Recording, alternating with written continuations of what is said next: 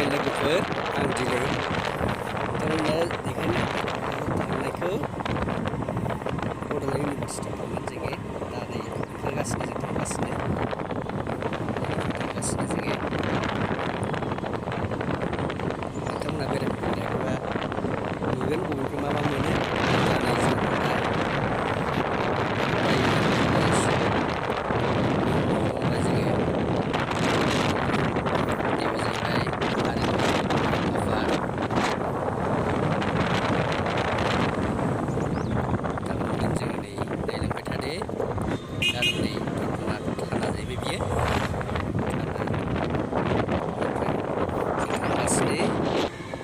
एसे खरा जाबाय नैबे थुलुंगाफुर जाहैबाय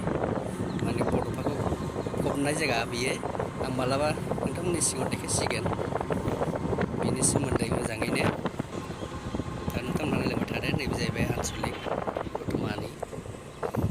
दा बेयो जों फैयो दतमा बाजार मोनफैबाय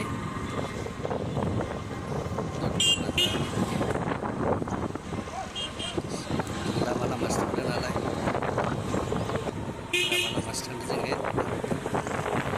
सिङाव देखायथ'ला आङो दिनै सिङाव देखायथ'ला दा जों फैयै आं डाइरेक्ट देखायबाय नै दा इउनिभारसिटि मोनफैबाय आरो जोङो डाइरेक्ट जायगाखौल' देखायफैबाय आङो इउनिभारसिटि मोनफैबाय थारमाने जोङो नैबे बड' फक डेन्सआव फैदों बेयो क्लास जागासिनो दं दामाने बाहाय जों फैदों नोंथांमोना क्लास लानो गोसोबा लानो हागोन लाफैनो हागोन दा डिप्ल'मानि लागासिनो आरो फोरोंगासिनो बे जाहैबाय इउनिभारसिटि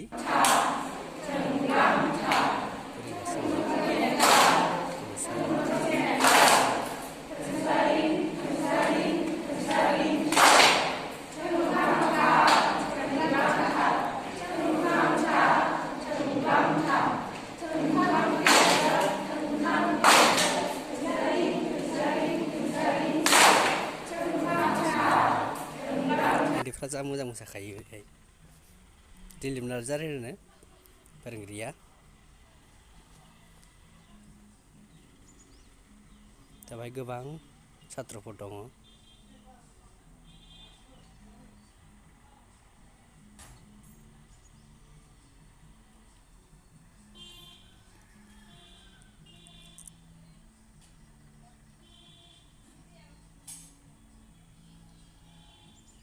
उन्दैफ्रा गोसो गुदुंथार जोबोदनो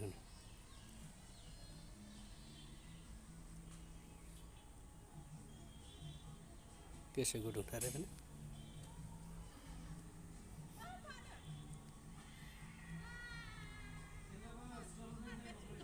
दा नै जोंना क्लास जोबनायनि टाइमाव फैबाय आरो